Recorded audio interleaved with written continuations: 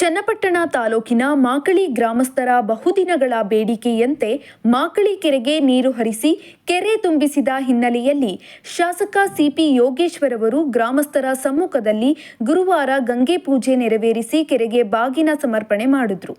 ನಂತರ ಸಭೆಯನ್ನುದ್ದೇಶಿಸಿ ಮಾತನಾಡಿದ ಶಾಸಕ ಸಿಪಿ ಯೋಗೇಶ್ವರ್ ಅವರು, ನನ್ನ ಅಧಿಕಾರ ಅವಧಿಯಲ್ಲಿ ತಾಲೂಕಿನಲ್ಲಿ ಬಹುತೇಕ ಕೆರೆಗಳಿಗೆ ನೀರು ತುಂಬಿಸುವ ಕೆಲಸ ಮಾಡಿದ್ದೆ.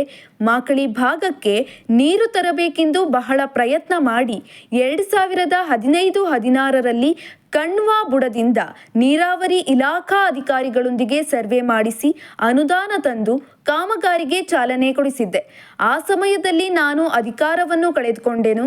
ಹಿಂದಿನ ಶಾಸಕರು ಮತ್ತು ಅಧಿಕಾರಿಗಳ ನಿರ್ಲಕ್ಷ್ಯ ಮತ್ತು ಲೋಪದೋಷದಿಂದ ಕಾಮಗಾರಿ ವಿಳಂಬದ ಜೊತೆಗೆ ತಾಲೂಕಿನ 7-8 ಕೆರೆಗಳಿಗೆ ನೀರಿಲ್ಲದಂತಾಗಿದೆ. ತಾಲೂಕಿನ ಜನತೆಯ ಆಶೀರ್ವಾದದಿಂದ ಮತ್ತೆ ನಾನೇ ಅಧಿಕಾರಕ್ಕೆ ಬಂದು ಮಾಕಳಿ ಮತ್ತು ಈ ಭಾಗದ ಜನತೆಯ ಬಹುದಿನಗಳ ಬೇಡಿಕೆಯಂತೆ ಬಿರು ಬೇಸಿಗೆಯ ನಡುವೆಯೂ ಕೆರೆಗಳಿಗೆ ನೀರು ತುಂಬಿಸಿ ಇಂದು ಗಂಗೆ ಪೂಜೆ ನೆರವೇರಿಸಿ ಬಾಗಿನ ಅರ್ಪಿಸುವ ಕೆಲಸದ ಜೊತೆಗೆ ಅಂತರ್ಜಲವನ್ನು ವೃದ್ಧಿಸಿ ಕೆರೆಗಳನ್ನು ಅಭಿವೃದ್ಧಿಪಡಿಸುವ ಕೆಲಸವನ್ನು ಮಾಡುತ್ತಿದ್ದೇನೆ ಎಂದರು. ಕೆಪಿಸಿಸಿ ಪ್ರಧಾನ ಕಾರ್ಯದರ್ಶಿ ದುಂತೂರು ವಿಶ್ವನಾಥ್ ಅವರು ಮಾತನಾಡಿ, ಬೇಸಿಗೆ ಬಿರು ಬಿಸಿಲಿನ ನಡುವೆಯೂ ಕೂಡ ಮಾಜಿ ಸಚಿವರು ಹಾಲಿ ಶಾಸಕರೂ ಆದ ಸಿಪಿ ಯೋಗೇಶ್ವರ್ ಅವರು ವಿಶೇಷ ಮುತುವರ್ಜಿ ವಹಿಸಿ ಪರಿಶ್ರಮದಿಂದ ತಾಲೂಕಿನ ಕಡೆಯ ಭಾಗದ ಮಳೆಯನ್ನೇ ನಂಬಿ ಕಷ್ಟದಲ್ಲಿ ಕೃಷಿ ಚಟುವಟಿಕೆಗಳನ್ನು ಮಾಡಿ ಜೀವನ ಸಾಗಿಸುತ್ತಿದ್ದ ಮಾಕಳಿ, ರಾಮನರಸಿಂಹರಾಜಪುರ ಸೇರಿದಂತೆ ಈ ಭಾಗದ ಹಲವು ಗ್ರಾಮಗಳ ಕೆರೆಗಳಿಗೆ ನೀರು ತುಂಬಿಸುವುದರ ಜೊತೆಗೆ ಹಲವು ಯೋಜನೆಗಳಿಗೆ ಅವಕಾಶವನ್ನು ರೈತರು ಮತ್ತು ಗ್ರಾಮಸ್ಥರಿಗೆ ಕಲ್ಪಿಸಿಕೊಡಲು ಮುಂದಾಗಿದ್ದು, ರೈತರು ಮತ್ತು ಗ್ರಾಮಸ್ಥರು ಸದ್ಬಳಕೆ ಮಾಡಿಕೊಂಡು ಆರ್ಥಿಕವಾಗಿ ಸ್ವಾವಲಂಬಿಗಳಾಗಿ ತಮ್ಮ ಮಕ್ಕಳಿಗೆ ಉತ್ತಮ ಶಿಕ್ಷಣ ಕೊಡಿಸಿ ಗ್ರಾಮಗಳ ಅಭಿವೃದ್ಧಿಗೆ ಕೈಜೋಡಿಸಿ ಸಹಕರಿಸಬೇಕೆಂದು ಮನವಿ ಮಾಡಿದರು. ವೇದಿಕೆಯಲ್ಲಿ ಬ್ಲಾಕ್ ಕಾಂಗ್ರೆಸ್ ಅಧ್ಯಕ್ಷರಾದ ಪ್ರಮೋದ್, ಸುನಿಲ್, ಮುಖಂಡರಾದ ಎಸ್ ಲಿಂಗೇಶ್ ಕುಮಾರ್, ಕರಣ್ ಆನಂದ್, ವಕೀಲ ಹನುಮಂತಯ್ಯ, ಸಿಪಿ ನಾಗೇಶ್, ಪಿ ರಮೇಶ್, ಚಿಕ್ಕಣ್ಣ, ಚಂದ್ರು ಸೇರಿದಂತೆ ಮಾಕಳಿ ಮತ್ತು ಈ ಭಾಗದ ಮುಖಂಡರು ಉಪಸ್ಥಿತರಿದ್ದರು. ಇದಕ್ಕೂ ಮುನ್ನ ಕೆರೆ ತುಂಬಿಸಿದ ಹಿನ್ನೆಲೆಯಲ್ಲಿ ಗ್ರಾಮಸ್ಥರು ಶಾಸಕ ಸಿಪಿ ಯೋಗೇಶ್ವರ್ ಅವರಿಗೆ ಅದ್ದೂರಿ ಸ್ವಾಗತ ನೀಡಿ ಅವರನ್ನು ಗ್ರಾಮದ ದ್ವಾರದಿಂದ ಎತ್ತಿನ ಗಾಡಿಯಲ್ಲಿ ಮಾಕಳಿ ಕೆರೆವರೆಗೆ ಮಹಿಳೆಯರ ಪೂರ್ಣ ಕುಂಭ ಕಳಸ ಹಾಗೂ ತಮಟೆ ನಗಾರಿ ಸದ್ದಿನೊಂದಿಗೆ ಮೆರವಣಿಗೆ ಮೂಲಕ ಕರೆತಂದು ಅಭಿನಂದಿಸಿದರು. ವರ್ಷಕ್ಕೂ ಕೆರೆ ತುಂಬಿಸಿ ಬಾಗಿನ ಅರ್ಪಿಸ್ತಾ ಇದ್ದೋ. ಈ ಸಾರಿ ಶಾಸಕರಾದ್ಮೇಲೆ ಯಾವ ಕೆರೆಗೂ ಬಾಗಿನ ಅರ್ಪಿಸೋಕೆ ಆಗ್ಲಿಲ್ಲ. ಮಾಕ್ಳಿ ಕೆರೆ ತುಂಬಿಸಿ ಬೇಗ ಬಾಗಿನ ಅರ್ಪಿಸೋ ಕಣೆ, ಅಲ್ಲಿಂದ ಶುರು ಮಾಡೋಣ ಅಂತೇಳಿ ನಾನೇ ನಮ್ಮ ಲೀಡರೆಲ್ಲ ಕರೆದು ಒಂದು ವಾರದಲ್ಲಿ ಹೇಳಿದೆ. ಬೇಸಿಗೆ, ಈ ಬಿರು ಬೇಸಿಗೆಯಲ್ಲೂ ಕೂಡ ಮಾಕ್ಳಿ ಕೆರೆ ಚಿಕ್ಕ ಕೆರೆ ಆದರೂ ಕೂಡ ಮನುಷ್ಯ ಬದುಕಲಿಕ್ಕೆ ಏನಿವತ್ತು ಜೀವ ಜಂತುಗಳಿಗೆ ಹನಿ ನೀರು ಅದನ್ನು ಜೀವ ಉಳಿಸ್ಕೊಳ್ಳೋಕೆ ಸಾಕು. ಆ ನೀರನ್ನ ಇವತ್ತು ತಂದು ತುಂಬಿಸ್ತಕ್ಕಂಥ ಕೆಲಸವನ್ನ, ಅದರಿಂದ ಇರ್ತಕ್ಕಂಥ ಶ್ರಮವನ್ನ ನೆನೆಸ್ಕೊಂಡು ನನಗೆ ಇಲ್ಲ ಈ ಕೆರೆಗೆ ಬಾಗಿನ ಅರ್ಪಿಸೋ ಕಾರ್ಯಕ್ರಮದಲ್ಲಿ ಭಾಗವಹಿಸಬೇಕು ಅನ್ನೋ ಒಂದು ಉತ್ಸಾಹ ನನಗೆ ಬಹಳ ದಿವಸಗಳಿಂದ ಅದೊಂದಿತ್ತು. ಇವತ್ತು ಈ ಊರಿನ ಗಣ್ಯರ ಸಮ್ಮುಖದಲ್ಲಿ ಆ ಕಾರ್ಯವನ್ನ ಮಾಡಿದ್ದೀವಿ. ಹಾಗಾಗಿ ಇದೊಂದು ಗ್ರಾಮ ಪಂಚಾಯತಿ ಬಿಟ್ಟೋಗಿತ್ತು. ಇದೊಂದು ಗ್ರಾಮ ಪಂಚಾಯತಿ ಯಾಕೆ ಬಿಟ್ಟೋಗಿತ್ತು ಅಂದ್ರೆ, ಕಡ್ವಾ ನಾವೇನು ಇಗ್ಲೂರಿಂದ ನೀರು ಎತ್ತೀವಿ ಅಲ್ಗೂ ಇಲ್ಗೂ ಬಹಳ ಎತ್ತರ 300 ಮೀಟರ್ ಇರ್ಬೋದು. ನನಗೆ ಸರಿಯಾಗಿ ಅಂಕಿಅಂಶಗಳ ಮಾಹಿತಿ ಇಲ್ಲ ಇವಾಗ, ಯಾಕೆಂದ್ರೆ ಬಹಳ ವರ್ಷ ಆಯ್ತು.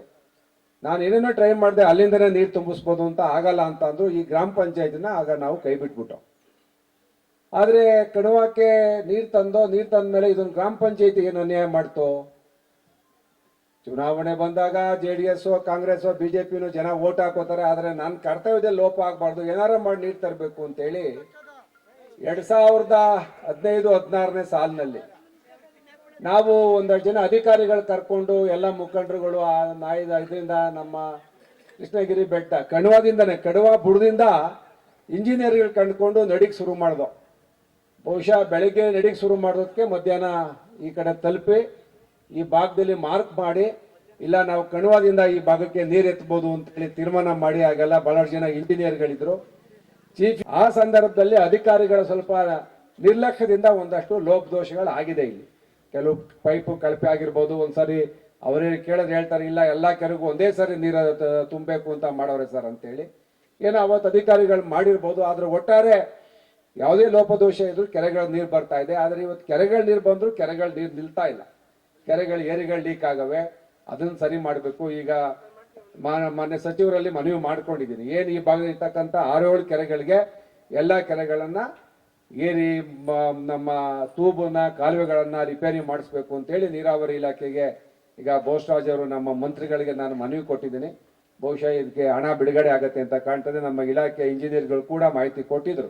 ಈಗ ಇಲ್ಲಿಂದ ಹಿಡಿದು ಯಾವುದು ಕೆಳಗಡೆ ರಾಮನರಸಿಂಹರಾಜಪುರ ಕೋಟೆ ಒಂದು ಕೆರೆ ಅದು ಲೀಕ್ ಆಗುತ್ತೆ, ಹೊಸಕೆರೆ ಅದನ್ನು ಮಾಡಬೇಕು ಅಂತೇಳಿ ಉದ್ದಕ್ಕೂ 4-5 ಕೆರೆಗಳಿಗೆ ನಾವು ಈಗ ಕೆಲಸ ಪ್ರಾರಂಭ ಮಾಡಿಸ್ತೀನಿ. ಇವೆಲ್ಲ ಮುಂದುವರ್ಸಕ್ಕೆ ಆಗ್ಬೋದು, ಒಟ್ಟಲ್ಲಿ ಪ್ರಾರಂಭ ಮಾಡ್ತೀನಿ. ಅದರಲ್ಲೂ ವಿಶೇಷವಾಗಿ ಕರ್ನಾಟಕದ ಕೆಲವು ಭಾಗದಲ್ಲಿ, ಕೆಲವು ತಾಲೂಕುಗಳಲ್ಲಿ 174-175 ಇರ್ತಕ್ಕಂಥ ಕರ್ನಾಟಕ ರಾಜ್ಯದಲ್ಲಿ ಯೋಗೀಶ್ವರ ಅವರು ಪ್ರಪ್ರಥಮವಾಗಿ ಕೆರೆಗಳಿಗೆ ನೀರನ್ನ ತುಂಬಿಸುವಂತ ಒಂದು ವಾತಾವರಣ ನಿರ್ಮಾಣದಂತ ನೀರಾವರಿಯ ಹರಿಕಾರರು ಅಂದ್ರೆ ತಪ್ಪಾಗ್ಲಾರ್ದು. ನಾವೆಲ್ಲ ಯೋಚನೆ ಮಾಡಬೇಕು.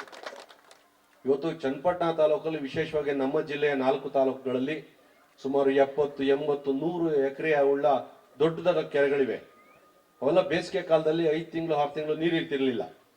ಇವತ್ತು ಹೊಂಗನೂರು ಕೆರೆ, ಕೂಡ್ಲೂರು ಕೆರೆ, ಸಿಂಗರಾಜಪುರ ಕೆರೆ, ಬಿವಿಹಳ್ಳಿ ಕೆರೆ, ಹೀಗೆ ಹಲವಾರು ಕೆರೆಗಳು ಇವತ್ತು ತುಂಬಿ ತುಳುಕ್ತಾ ಇವೆ. ಅವರು ಒಂದು ಮನಸ್ಸು ಮಾಡಿ ಕೆರೆಗಳಿಗೆ ನೀರು ತುಂಬಿಸುವಂತ ಒಂದು ವಾತಾವರಣ ನಿರ್ಮಾಣ ಮಾಡಿದ ಮೇಲೆ ಇವತ್ತು ಮ್ಯಾಕ್ಲಿ ಕೆರೆಗೂ ಕೂಡ ನೀರು ಬಂತ ಒಂದು ಸಂತೋಷದ ದಿನ. ಬಂಧುಗಳೇ, ಇದನ್ನ ನೋಡಿ ಯೋಗೇಶ್ವರ್ ಅವರು ಕಾರ್ಯಕ್ರಮಗಳೆಲ್ಲ ನೋಡಿ ಅನೇಕ ಜನ ರಾಜಕೀಯ ಮುಖಂಡರುಗಳು ಬೇರೆ ಬೇರೆ ತಾಲೂಕುಗಳಲ್ಲಿ ಕುಡಿಯೋ ನೀರಿನ ವ್ಯವಸ್ಥೆಗೆ ಮತ್ತೆ ವ್ಯವಸಾಯದ ವ್ಯವಸ್ಥೆಗೆ ಕೆರೆಗಳಿಗೆ ನೀರು ತುಂಬಿಸುವಂತ ವಾತಾವರಣ ಹಲವಾರು ತಾಲೂಕುಗಳಲ್ಲಿ ಪ್ರಾರಂಭ ಆಗಿದೆ. ಅದಕ್ಕೆ ಮೊದಲನೇ ರೂವಾರಿಯವರು ಯೋಗೇಶ್ವರಿ ಅವರು ಅಂದ್ರೆ ತಪ್ಪಾಗ್ಲಾರದು. ಚನ್ನಪಟ್ಟಣ ತಾಲೂಕಿನ ತಿಟ್ಟಮಾರನಹಳ್ಳಿ ಗ್ರಾಮ ಪಂಚಾಯಿತಿ ವ್ಯಾಪ್ತಿಯ ನಾಗರಿಕ ಬಂಧುಗಳಿಗೆ ಸಮೃದ್ಧಿ ಪೀಪಲ್ಸ್ ಸರ್ವಿಸ್ ಟ್ರಸ್ಟ್, ಅಕ್ಷಯ ಪಬ್ಲಿಕ್ ಸ್ಕೂಲ್, ಎಂಎಸ್ ರಾಮಯ್ಯ ವೈದ್ಯಕೀಯ ಕಾಲೇಜು ಆಸ್ಪತ್ರೆ ಇವರ ಸಹಯೋಗದೊಂದಿಗೆ ಕರುಣ್ ಎಂಎ ಆನಂದ್ ರವರ ನೇತೃತ್ವದಲ್ಲಿ ನಡೆಯುತ್ತಿರುವ ಉಚಿತ ಬೃಹತ್ ಆರೋಗ್ಯ ತಪಾಸಣಾ ಶಿಬಿರ ಮತ್ತು ಶಸ್ತ್ರಚಿಕಿತ್ಸೆ ಶಿಬಿರವನ್ನು ದಿನಾಂಕ 15/3/2025 ಶನಿವಾರ ಬೆಳಗ್ಗೆ 10 ಗಂಟೆಯಿಂದ ಮಧ್ಯಾಹ್ನ 3 ಗಂಟೆಯವರೆಗೆ ತಿಟ್ಟಮಾರನಹಳ್ಳಿ ಗ್ರಾಮದ ಸರ್ಕಾರಿ ಹಿರಿಯ ಪ್ರಾಥಮಿಕ ಪಾಠಶಾಲೆ ಆವರಣದಲ್ಲಿ ಆರೋಗ್ಯ ಶಿಬಿರ ನಡೆಯಲಿದ್ದು, ಇದರ ಸದುಪಯೋಗ ಪಡೆದುಕೊಳ್ಳಬೇಕೆಂದು ಸಮಾಜ ಸೇವಕರಾದ ಕರುಣ್ ಎಂಎ ಆನಂದ್ ಮನವಿ ಮಾಡಿದ್ದಾರೆ.